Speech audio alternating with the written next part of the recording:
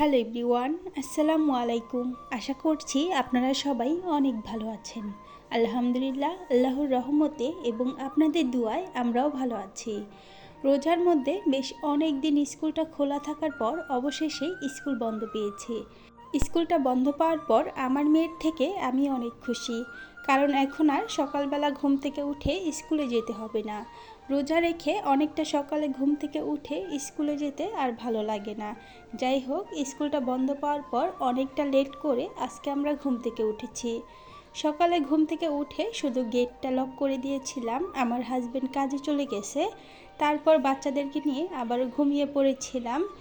অনেকটা লেট করে ঘুম থেকে ওঠার পর তাদের জন্য 2টা ডিম সেদ্ধ করে নিয়েছি, আর আমার মেয়েটা ব্রাশ করে নিচ্ছিল। আমি একটা ডিম আমার ছেলের হাতে দিয়েছি, আরেকটা ডিম আমার মেয়ের জন্য রেখে দিয়েছি। সকালের নাস্তায় আমার মেয়ে বলছিল সে নাকি চা দিয়ে পরোটা খাবে, তাই তার জন্য বাইরে থেকে পরোটা কিনে নিয়ে এসেছি আর ঘরেই চা বানিয়ে দিয়েছি। সে বসে তার নাস্তাটা খেয়ে নিচ্ছিল, আর আমার ছেলেটা ডিমটা না খেয়েই সে তার বোনের পাশে গেছে বসার জন্য। সেখানে গিয়ে সে তার বোনের চাটা নেওয়ার চেষ্টা করছিল, যেহেতু চাটা গরম। আমি আমার মেয়েকে বলেছিলাম এক পাশে বসে খেতে, তাই আমার মেয়েটা এক পাশে বসেই খাচ্ছিল। আর এখানে সে এসে দুষ্টামি শুরু করে দিল, সে চাটা নেওয়ার চেষ্টা করছিল। আর কালকে রাতে আমার ছেলেটার হঠাৎ করে জ্বর এসে পড়েছিল, তাই এখন আমি তাকে তার ওষুধটা খাইয়ে দেব। সে তার গেঞ্জিটা পানি দিয়ে ভিজিয়ে ফেলেছে, সেটা আমি খুলে দিয়েছি। ওষুধটা খাওয়ার পর আমার ছেলেটা কিন্তু ঘুমিয়ে গেছে, আর এই ফাঁকে আমি আমার কাজগুলো করে নিচ্ছিলাম। ঘরে চাল আনা হয়েছিল, চালের বস্তাটা আমি খুলে চালগুলোকে ঢেলে রেখে দেব।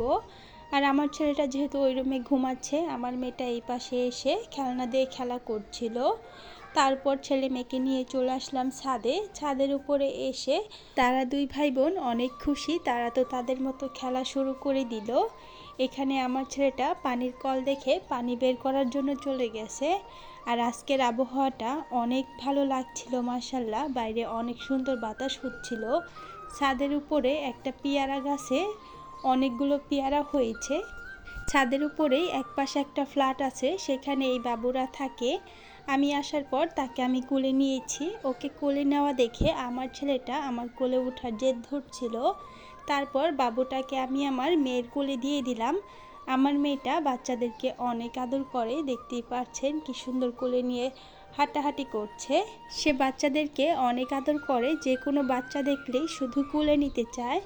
বাবুকে পেয়ে সে তো বাবুর সাথেই খেলা শুরু করে দিছে। আর অন্যদিকে আমার ছেলেটা পুরো ছাদে হেঁটে হেঁটে দুষ্টামি করছিল, আর আমি তার পাশে পাশেই ছিলাম।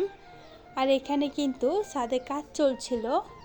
ছাদের উপরে ছেলে মেয়েকে নিয়ে বেশ অনেকটা সময় কাটানোর পর তাদেরকে নিয়ে আমি ঘরে চলে এসেছিলাম। ঘরে আসার পর অনেকটা সময় ঘরে কারেন্ট ছিল না। কারেন্ট না থাকার কারণে আমার ছেলেটা কিন্তু পুরো ঘেমে ভিজে গেছে। তাদেরকে ঘরে রেখে আমি রান্নাঘরে কাজ করছিলাম, আর পুরো বিছানাটা তারা 2 ভাই বোন খেলনা দিয়ে ভরে ফেলেছে। সব কিছু বিছানার উপর উঠিয়ে ফেলেছে। আমি তাদের জন্য আলু ভেজে এনেছি, তারা সস দিয়ে আলু ভাজা খাচ্ছিল। এই আলু ভাজাটা আমার মেয়ে অনেক পছন্দ করে। তারা 2 ভাই বোন এগুলো নিয়ে ব্যস্ত রয়েছে। এখন আমি আবার চলে যাব রান্নাঘরে। এখন আমি রান্নাঘরে গিয়ে রাতের জন্য রান্না করে নেব। তারা দুজন যেহেতু ঘরে ব্যস্ত রয়েছে, আমি আমার হাজবেন্ডকে কল করেছিলাম সে রাতে কি খাবে, তার জন্য কি রান্না করব। সে যেহেতু রোজা থাকে, রোজা থেকে তার নাকি আলুর ভর্তা, ডিম ভর্তা, ইলিশ মাছ ভাজা এগুলো দিয়ে ভাত খেতে ইচ্ছে করছে। তাই তার কথা মতো আমি সেগুলোই তাকে রান্না করে দিলাম। ফ্রিজ থেকে 2 টুকরো পাঙ্গাস মাছ বের করে আমার ছেলে মেয়ের জন্য সে 2 টুকরো ভেজে নিলাম। তারা তো আর ইলিশ মাছ ভাজা খেতে পারবে না। আর এখানে আমি ভর্তাগুলো সব কিছু বানিয়ে নিয়েছি। তারপর রাতে সে যখন বাসায় আসলো, তার সাথে একসাথেই ভাত খেতে বসে পড়লাম দুজন। আর আমার ছেলে মেয়ে দুজনেই ঘুমাচ্ছিল। এখানে মাছ ভেজেছিলাম, সাথে ছিল আলুর ভর্তা, ডিম ভর্তা আর ইলিশ মাছের লেজ ভর্তা।